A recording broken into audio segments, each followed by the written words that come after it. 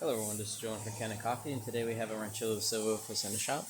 And I came in for a few issues, but mainly being that the steam wand was having issues. It was constantly leaking, and also that the knob kept falling off.